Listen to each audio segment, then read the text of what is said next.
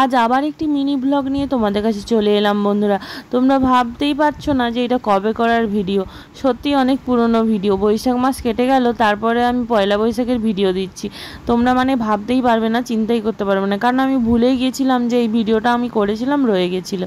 তো এখন আমরা যাচ্ছি এঁচড় কাটতে। তোমাদের দাদাভাইকে বলছিলাম বাজার যাওয়ার কথা, কিন্তু অনেকটা বেলা হয়ে গেছে বলে ওকে বললাম যে আর বাজার যেতে হবে না, চলো আমরা এঁচড় কেটে নিয়ে আসবো বাগান থেকে।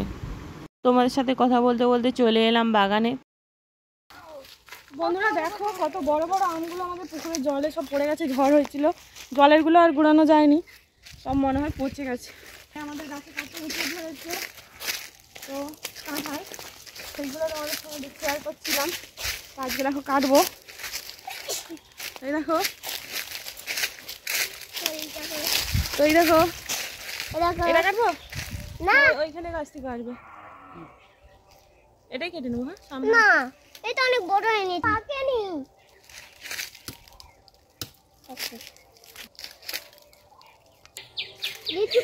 দেখো আমি কাটতেও জানি না ঠিক করে, যাই হোক করে কেটেছি। তোমার দাদাভাই আমার উপরে রেগে যাচ্ছে, শুধু আমি পারি বলে এইসব কাজ কখনো করিনি। আমার হাতে বাবার আদরের মেয়ে বলে কথা, বাবা চলে গেছে, এখন করে খেতে হচ্ছে সব।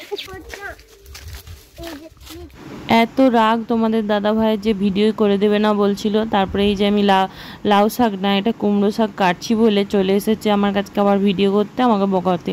তো আমি এটাও কাটতে পারছিলাম না, তাই জন্য আরও রাগ হয়ে গেল। তারপরে সব কেটে নিয়ে যে চলে এলাম এঁচড় কাটতে। আর ওই লাউ শাক নয়, সরি, শুধুই লাউ শাক হয়ে যাচ্ছে। কুমড়ো শাকটা আমার মা লাগিয়ে দিয়ে গেছে বাইরে, অনেকবার ভিডিও করে তোমাদের দেখিয়েছি, তাই আর বেশি করে দেখালাম না। আর এইদিকে দেখো তোমাদের সাথে কথা বলতে বলতে এঁচড় আলু কাটা হয়ে গেল। তো এখানে সেদ্ধ হয়ে গেছে, কারণ প্রেসারে দিয়ে দিয়েছিলাম, অনেকটাই বেলা হয়ে গেছিলো, তোমাদের প্রথমেই বলেছি। এঁচড় এক পাশে আর এক পাশে শাকের চচ্চড়ি বসিয়ে দিয়েছিলাম। শাকের চচ্চড়ি তেমন কিছু ছিল না, শুধু আলু টালু দিয়েই বসিয়েছিলাম, আর একটু কুঁদরি ছিল। আর এইদিকে বাবা খেতে বসে গেছিলো, প্রথমে বাবাকে দিয়ে দিয়েছিলাম তাড়াহুড়ো করে, আর এইদিকে আমাদের খাবার বেড়ে নিয়েছিলাম। কিন্তু আজকে যেহেতু পয়লা বৈশাখ, যেইগুলো আমাদের করতে হয়, আমার স্নান হয়েছিল না, আগেই রান্নাবান্না করে নিয়েছিলাম, জামা কাপড় সকালে ছেড়ে নিয়েছিলাম। অনেকেই আবার ভুলভাল লিখবে, তো ওই জন্য আগে থেকে বলে দিচ্ছি। তারপরে এই যে পয়লা বৈশাখে আমরা সিঁদুর দিই সব জায়গাতে, ঠাকুরের কাছে সব নতুন শাড়ি কাপড় পরে নিয়ে সিঁদুর দিতে বেরিয়ে পড়লাম। তো ভাত সেখানে বাড়া হয়ে পড়ে আছে, সবাই বসে গেছে খেতে। মাম্মাম ভিডিও করে দিচ্ছে আমার, আর আমি মন্দিরে চারিদিকে সবাইকে সিঁদুর পরিয়ে দিচ্ছি প্রণাম করে করে। পয়লা বৈশাখ আর অক্ষয় তৃতীয়া আমরা এই 2 দিনই সিঁদুর দিয়ে প্রণাম করে নিই মন্দিরে। কিন্তু আজকে সকাল সকাল আমার আর করা হয়নি, ওই মুখে টুখে মেখে নিয়েছিলাম, তারপরে অন্যান্য কাজ কাচাকাচি এইসব করছিলাম আর কি, তাই জন্য। তারপরে ধীরে ধীরে আমি ভাবলাম কি তোমাদের দাদাভাই উঠবে, বাজার যাবে, অনেক কিছু নিয়ে আসবে, রান্না করব। তারপরে ও তো গেলোই না, ও তো ডিউটি থাকে বলে উঠতেই পারে না সকালে। তো সেই জন্য বেলা হয়ে গেছিলো বলে আমি ওই জন্য এঁচড়ের ব্যবস্থা করলাম। তারপরে দেখো এই যে ওরা সব খেতে বসে গেছে, বারবার হাঁকাহাঁকি করছে, কিন্তু কিছু করার নেই। এই যে আমাদের কুচি আম্বা, গরু আম্বা সবাইকে দিতে এলাম সিঁদুর।